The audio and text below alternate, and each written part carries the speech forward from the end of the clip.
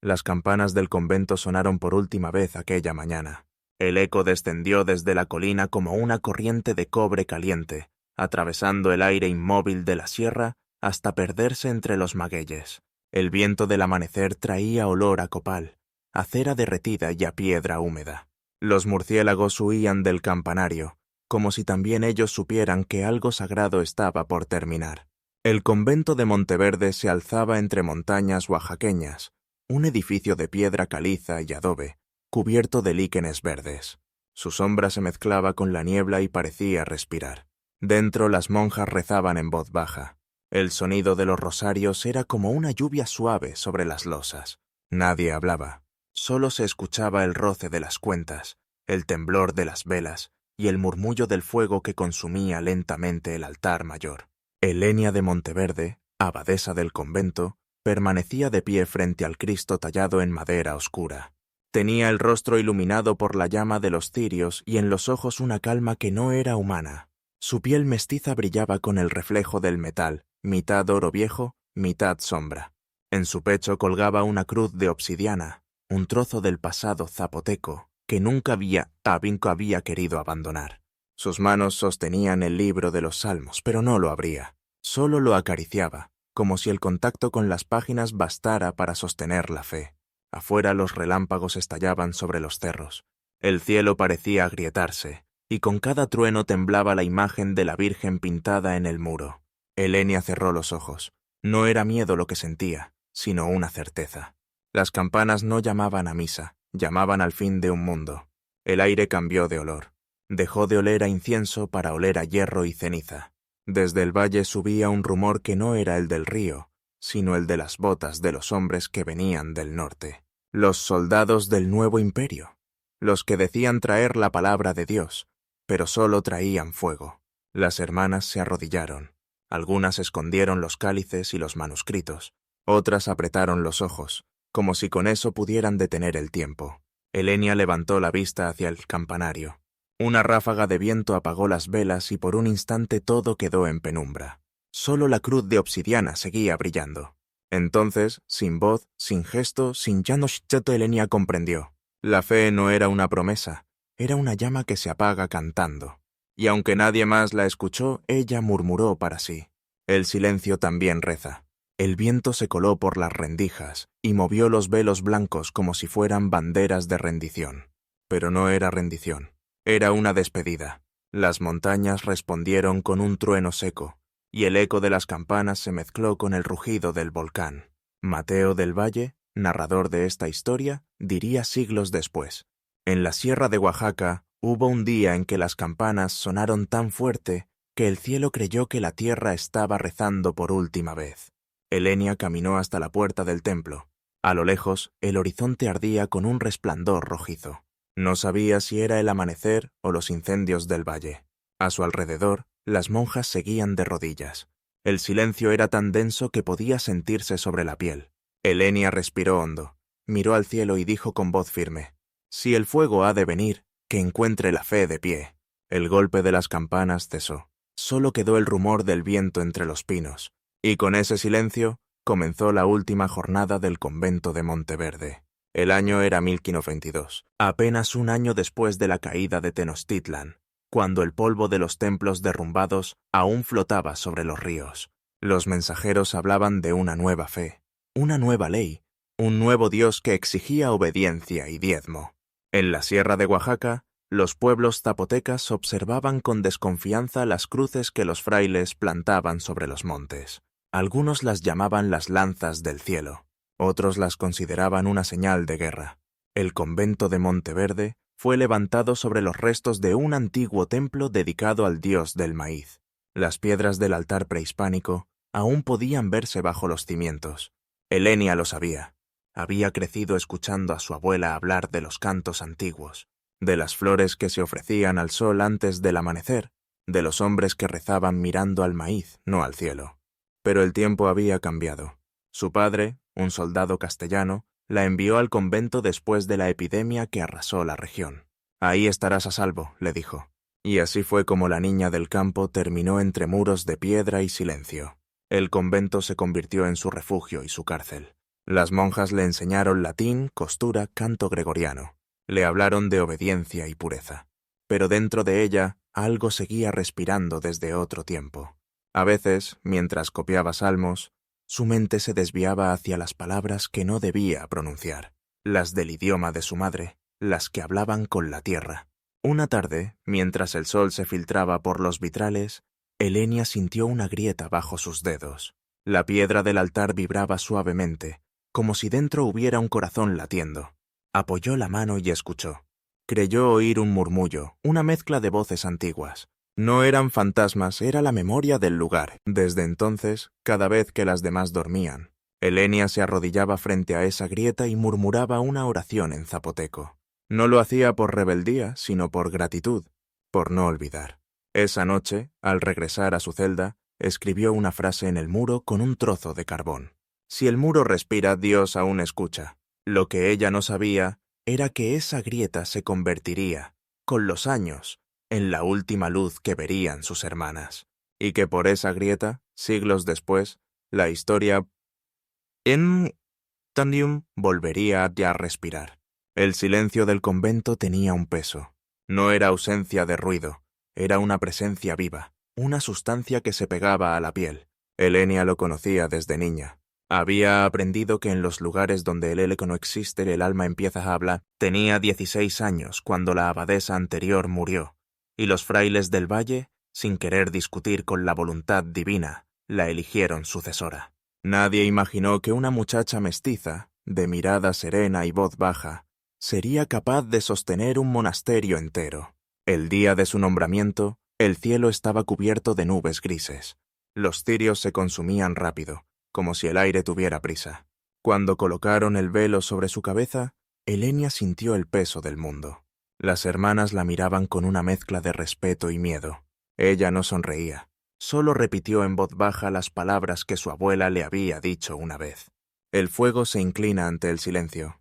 La vida en Monteverde era simple, casi monótona. Las monjas tejían, rezaban y cuidaban los olivos que crecían junto a las tapias del convento. A veces, el olor del aceite recién prensado llenaba los pasillos. Era el único lujo que se permitían. Cada día seguía el mismo orden. El rezo del amanecer, el trabajo en el huerto, el estudio de las escrituras, la comida sin carne, la vigilia nocturna. No había lugar para la risa ni para la duda. Pero Elenia sí dudaba.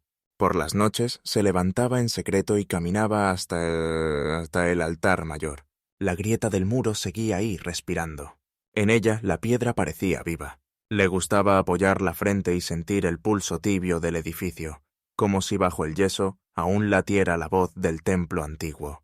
Una vez creyó ver una chispa azul salir de la hendidura. No fue fuego, fue luz. Una luz tan pequeña que apenas bastaba para iluminar su mano, pero suficiente para recordarle que no todo en la fe era sombra. Los días se volvieron más pesados. Llegaban noticias de saqueos y templos profanados. Algunos frailes hablaban de una purificación, de la necesidad de borrar todo vestigio de idolatría. Elenia escuchaba en silencio. No respondía, pero por dentro sentía cómo su sangre ardía. No por rebeldía, sino por impotencia. Sabía que los dioses antiguos no eran enemigos, sino parte del mismo aliento que sostenía la tierra. Una mañana, mientras enseñaba a las novicias a copiar un salmo, una de ellas le preguntó: «Madre, ¿qué pasará con nosotras si los hombres del norte llegan?» Elenia guardó silencio unos segundos. Miró a las muchachas, todas jóvenes, todas frágiles como hojas nuevas, y dijo: «Entonces rezaremos más fuerte, no para que Dios nos salve, sino para que recuerde que existimos». Las palabras quedaron flotando en el aire como un presagio. Esa noche, el viento se levantó con fuerza y los perros del pueblo comenzaron a ladrar. Desde el campanario se escuchó un crujido seco, y una piedra cayó del muro, justo donde estaba la grieta. Elenia corrió hacia el altar. El hueco había crecido. Dentro, entre la oscuridad, parecía brillar algo. Metió la mano y tocó una superficie lisa, fría, como un espejo enterrado. La retiró rápido. Sus dedos estaban manchados de polvo negro. Nadie más lo supo, pero Elenia entendió que aquel muro estaba cambiando.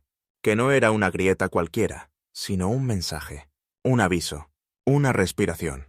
A partir de esa noche, cada vez que pasaba frente al altar, se inclinaba, hacía la señal de la cruz y murmuraba: «Si la piedra habla...».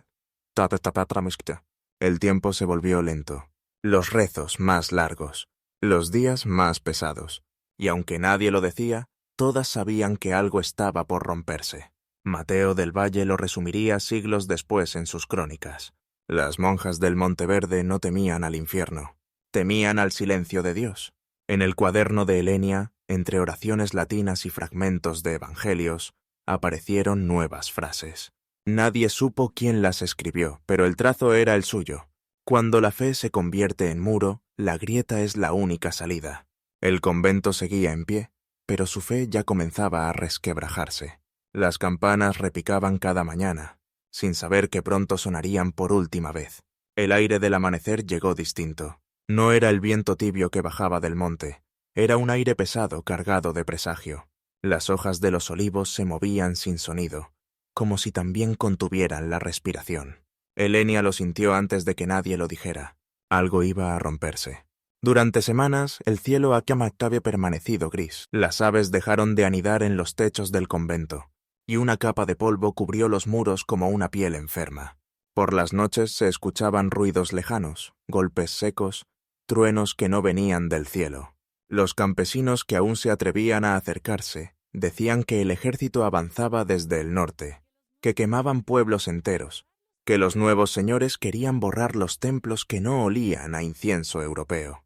Helenia escuchaba esas voces y no respondía, solo miraba la grieta del altar, que seguía creciendo, y sentía que dentro de ella respiraba algo que no era miedo, sino una advertencia. Las hermanas se movían en silencio.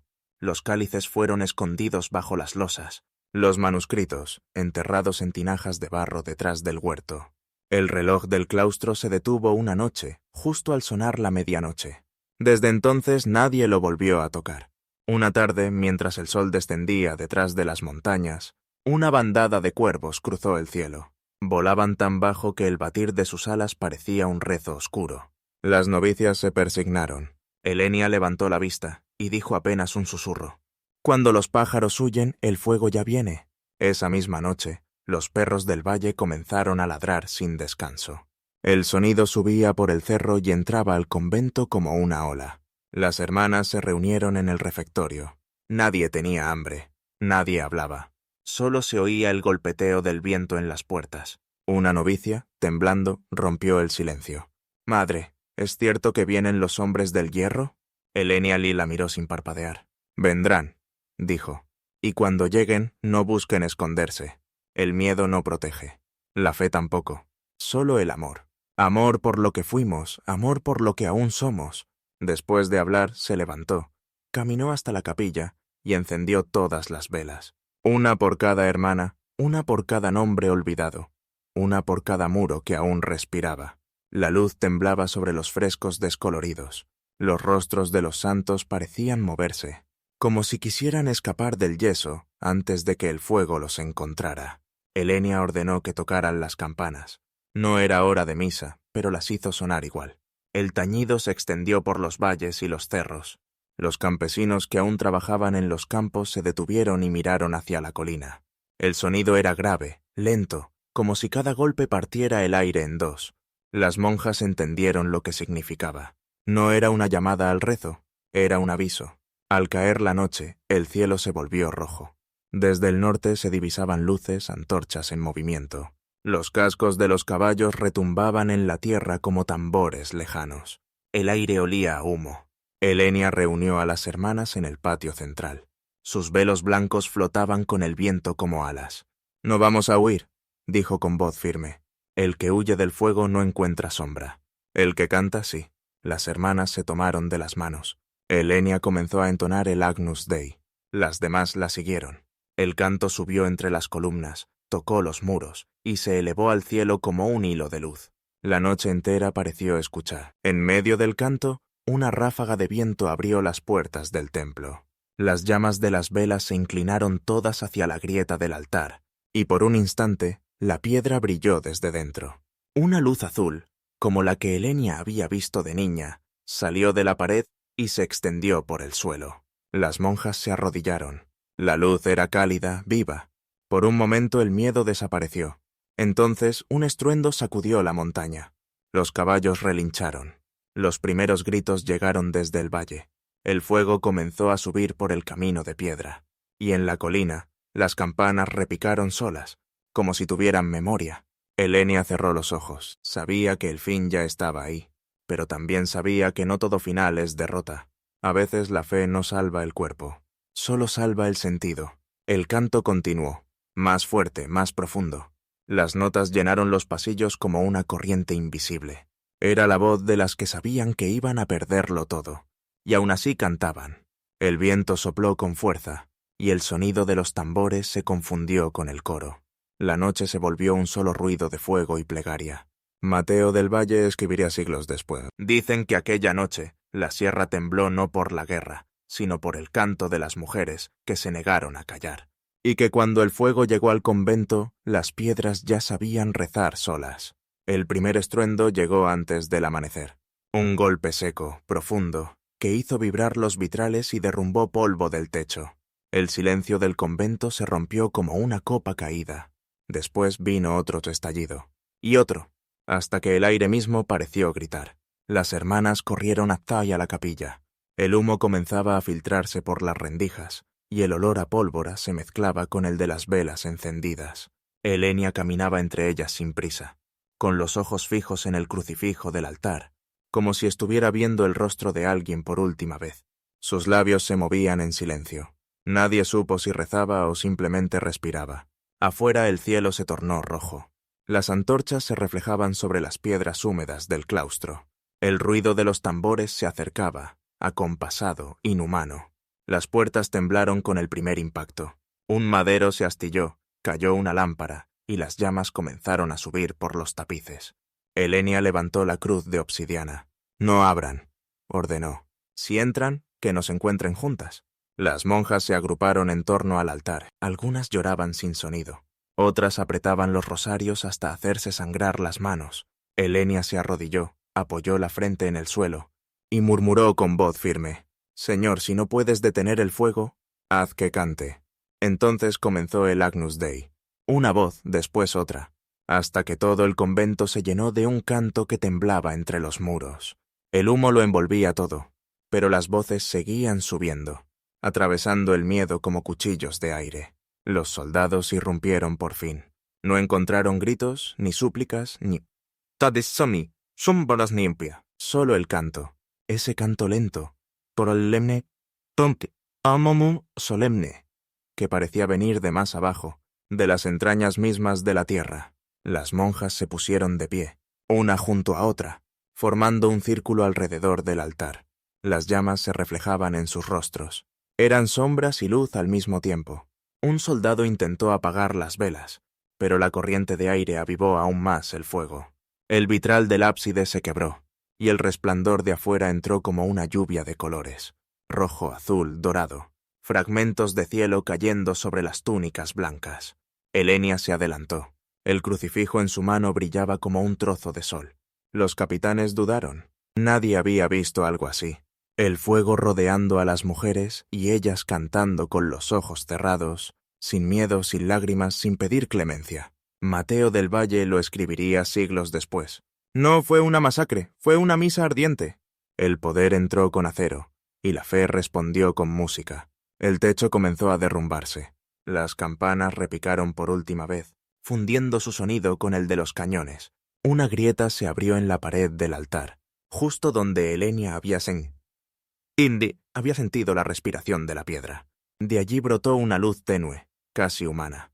Las monjas vieron cómo esa claridad se extendía por el suelo, tocando los pies de cada una, envolviéndolas con una calma extraña. El humo ardía, pero en el centro de la tormenta, el canto no se detuvo. Elenia levantó el crucifijo una mano. Su voz se volvió más fuerte, más grave, como si hablara desde el fondo del tiempo. Cada palabra del Agnus Dei era una resistencia, una forma de decir seguimos aquí. Los soldados bajaron las armas. Algunos retrocedieron, otros lloraron. El fuego se reflejaba en sus ojos, y en medio del caos, El canto se convirtió en un solo sonido infinito. Elenia dio un paso al frente, alzó la cruz y miró hacia el cielo ennegrecido por el humo. El reflejo del fuego la iluminó desde abajo, haciendo que su rostro pareciera de piedra viva. Dijo una sola frase: el cuerpo se quema, el alma no. Una viga cayó. El altar se partió en dos. El humo lo cubrió todo, y aún así el canto continuó. Cuando la luz del amanecer entró por las ruinas, el fuego ya había devorado el convento. El aire olía a madera, a cera, a ceniza y a oración. Entre los escombros, un trozo de obsidiana seguía brillando. Nadie supo cuánto tiempo pasó, pero quienes subieron al monte después juraron haber escuchado todavía un murmullo, un canto suave, escondido entre las piedras. Dicen que ese día el fuego no destruyó la fe, la transformó. Mateo del Valle lo resumió así: las llamas no callaron a las monjas de Monteverde, solo las convirtieron en parte del aire. Desde entonces, cada viento que baja de la sierra lleva su voz, invisible, persistente, eterna. El amanecer llegó sin canto de gallos. El humo se alzaba como una sábana gris sobre la sierra. Entre las ruinas del convento, las piedras aún estaban calientes, y el aire tenía ese olor amargo de lo que ya no puede volver. Las sobrevivientes fueron reunidas en el patio. Sus túnicas estaban manchadas de hollín, sus velos quemados en los bordes. Los soldados las miraban sin hablar. Algunos tenían el rostro endurecido por la guerra. Otros evitaban los ojos de las mujeres, como si tuvieran miedo de encontrar allí un juicio. Elenia no estaba entre ellas. Solo su cruz de obsidiana seguía intacta sobre las cenizas del altar. Los hombres la recogieron y la guardaron como botín, sin saber que en ese gesto robaban algo más que un símbolo. A media mañana comenzó la marcha. Las monjas fueron atadas de dos en dos, con sogas ásperas que les cortaban la piel. El polvo del camino se pegaba a sus heridas, y el sol caía sobre sus cabezas como un martillo de fuego. Avanzaban despacio, sin hablar, mientras el humo del convento se perdía a sus espaldas. El sendero que bajaba de la colina era lleno de piedras afiladas y raíces secas. Cada paso levantaba una nube de polvo rojo. Algunas tropezaban y caían, pero las demás las levantaban sin decir palabra. Una de las novicias, apenas una niña, comenzó a llorar. La hermana Magdalena le acarició el cabello y murmuró: «Calla, hijita, el dolor también reza». El camino hacia el puerto era largo. 3 días de sol, de sed, de silencio. Los soldados bebían agua de sus cantimploras sin mirar atrás. Las mujeres, en cambio, caminaban con la boca reseca, pero con los labios moviéndose como si aún cantaran por dentro. Al tercer día, el cielo cambió de color. Las montañas se abrieron en un valle inmenso, y al fondo, el mar brillaba como una herida abierta. Era la primera vez que muchas de ellas veían el océano. Algunas pensaron que era un espejismo, otras que era la promesa de descanso, pero el olor a sal pronto se mezcló con el de hierro y alquitrán. En la costa esperaban los barcos. Eran grandes, oscuros, con velas del color del plomo. El sonido de las cadenas golpeando la madera parecía una letanía sin alma. Los capitanes discutían en voz baja, decidiendo cuántas irían a la capital y cuántas serían trasladadas más lejos. Las mujeres fueron obligadas a subir una por una, los pies desnudos sobre las tablas ardientes del muelle. El agua salada les quemaba las heridas. Una de ellas, Damaris, se detuvo antes de subir. Miró al cielo y dijo en voz baja: «Si no puedo volver al altar, que el mar sea mi templo». La empujaron. Las cadenas se cerraron sobre sus muñecas, y el barco zarpó cuando el sol comenzó a caer. Desde la cubierta las monjas vieron la sierra alejarse. El convento ya no existía. Solo quedaba una columna de humo perdiéndose en el horizonte. Elenia estaba ausente, pero su nombre viajaba entre ellas como un secreto compartido. Nadie lo decía, pero todas pensaban en ella. Durante el primer día en alta mar, el silencio era absoluto. Solo se escuchaba el crujido de la madera y el rumor de las olas golpeando el casco. La noche cayó con un frío inesperado. El cielo se cubrió de estrellas, y por un momento, el reflejo del agua parecía un espejo del cielo. La hermana Magdalena, con los labios partidos por la sed, comenzó a tararear. Era apenas un hilo de voz, un murmullo.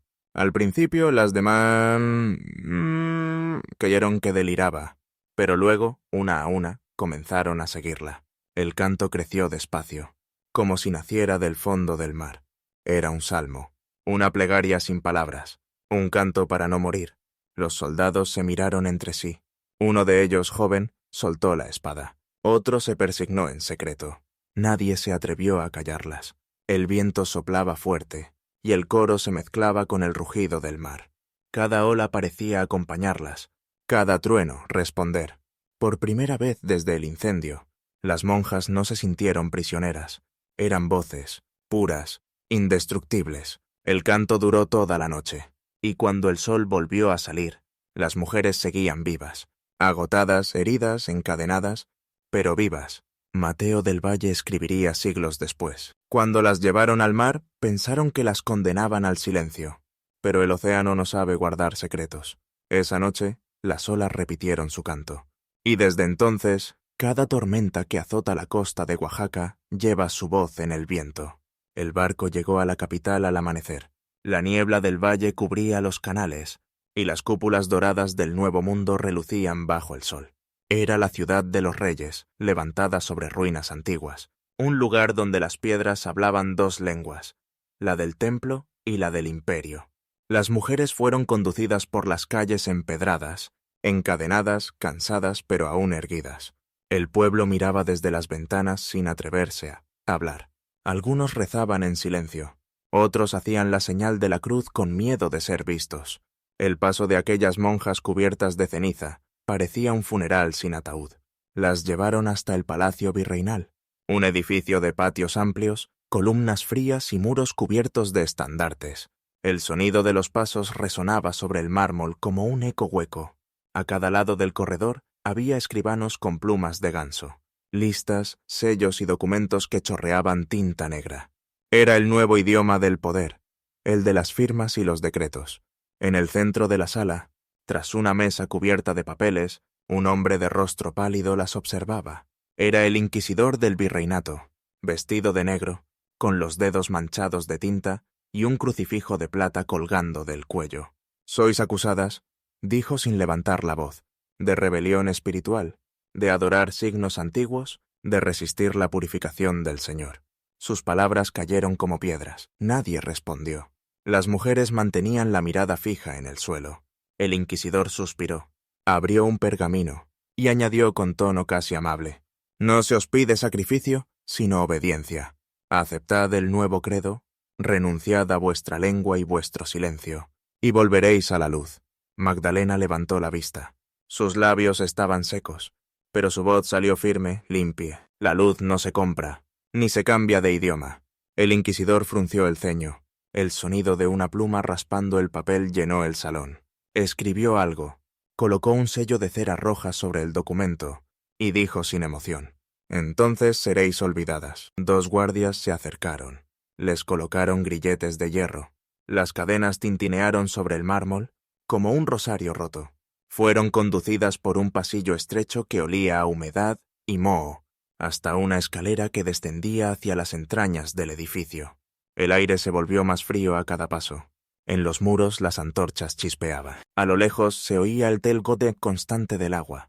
Las llevaron hasta una galería subterránea. Allí, las celdas estaban talladas directamente en la piedra, cerradas con rejas gruesas y candados. Cada puerta tenía un número, cada mujer, un lugar asignado. Cuando los guardias se marcharon, quedó solo el silencio. Un silencio pesado, espeso, lleno de respiraciones contenidas. Magdalena se sentó junto al muro, cerró los ojos y apoyó la frente sobre la piedra húmeda. Sintió que respiraba. No sabía si era el eco de su propio cuerpo o algo más. Damaris, la mayor, rompió el silencio. Y en los silencios nos condenaron a callar. Entonces, respondió Magdalena, el silencio será nuestra voz. Las demás asintieron. En la oscuridad, sin velas ni oraciones oficiales, decidieron resistir de otra manera. No hablando, no rindiéndose, solo existiendo. Los días se volvieron indistintos. El pan era duro, el agua escasa. Los guardias bajaban una vez al día. Preguntaban si alguna había cambiado. ¿Qué tal? Había cambiado de parecer. Nadie contestaba. Solo el ruido del agua y el roce de las cadenas llenaban el aire.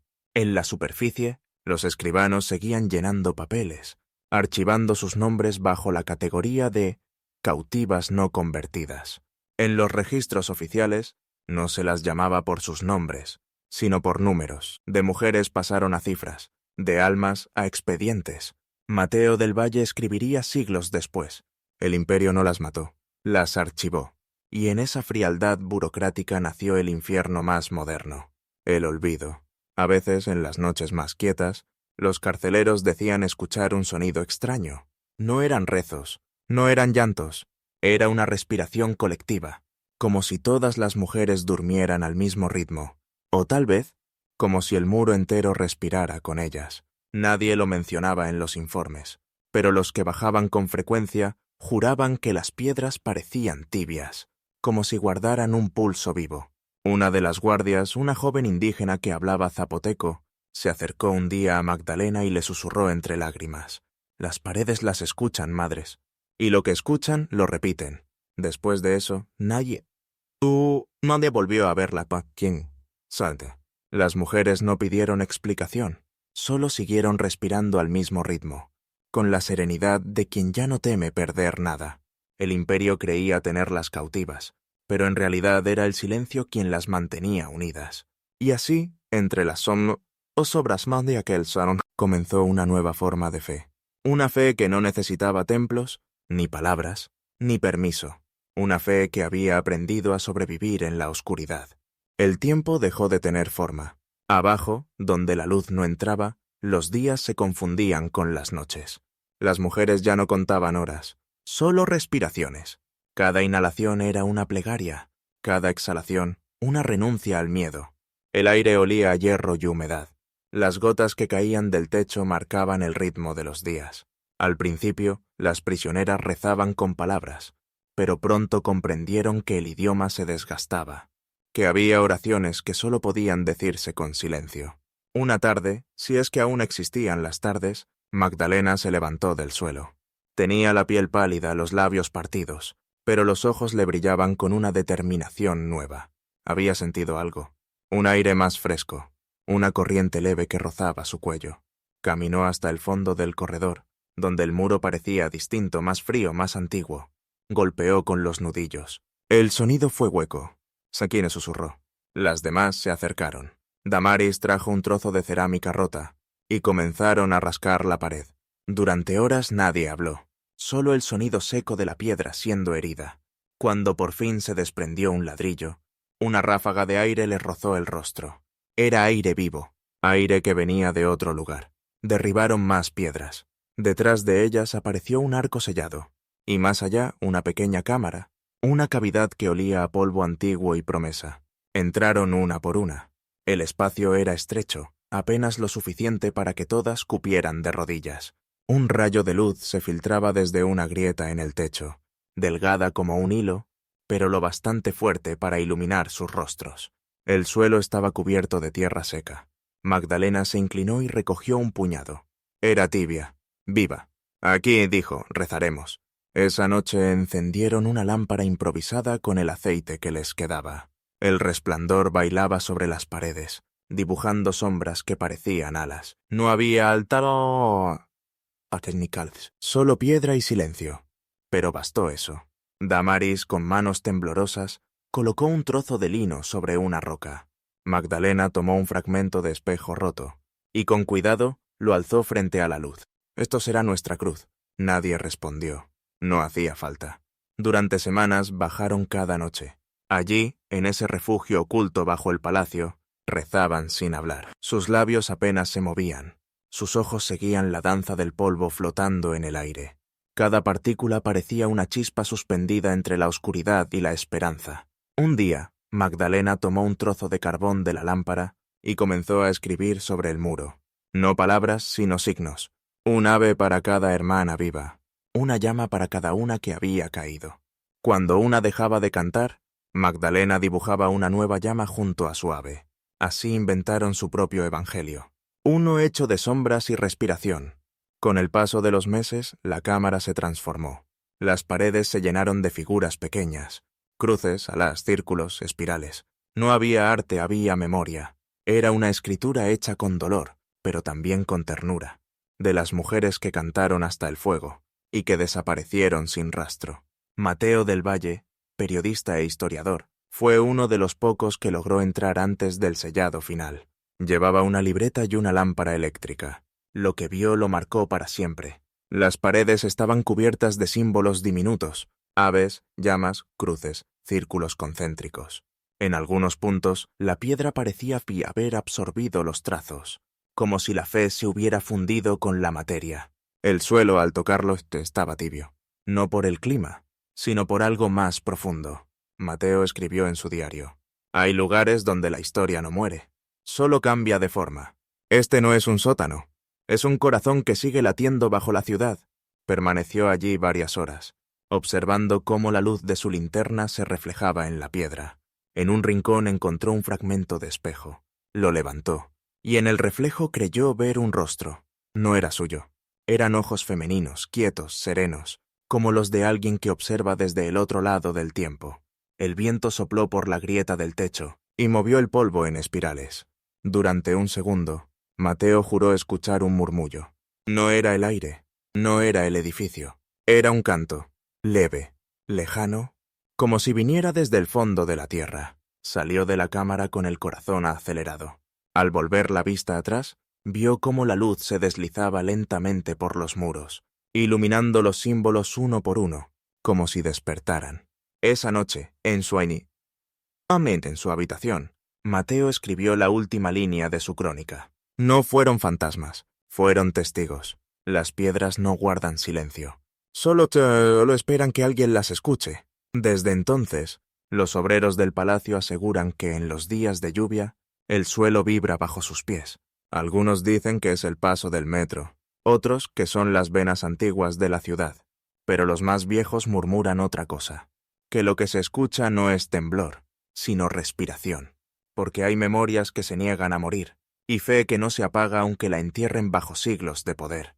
Y así, en el corazón de México, bajo la piedra del gobierno y del tiempo, todavía late una oración hecha de silencio. La noche cayó sobre la ciudad con la misma lentitud que cae el polvo sobre las ruinas. Desde los balcones del Palacio Nacional, las luces parecían estrellas encerradas en vidrio. Los autos seguían pasando, los vendedores apagaban sus puestos, y sin embargo, bajo la superficie, el pasado seguía respirando. Mateo del Valle regresó años después, ya viejo, con la voz gastada por las crónicas. Llevaba una grabadora, una libreta y un propósito: escuchar. Quería comprobar si el eco seguía allí, si las piedras aún hablaban. Pidió permiso para entrar de noche, cuando el edificio quedaba vacío. Los guardias se miraron entre sí, y uno de ellos, el más joven, le dijo en voz baja: «Señor, dicen que aquí abajo el aire canta». Bajó los peldaños con cuidado. El aire estaba frío, pero no muerto. Cada paso resonaba con un timbre leve, como si las paredes respondieran. En el pasillo, el olor a cera quemada era inconfundible. Mateo se detuvo. Habían pasado más de 100 años, y aún olía a fe. Encendió su linterna y caminó hasta la vieja cámara.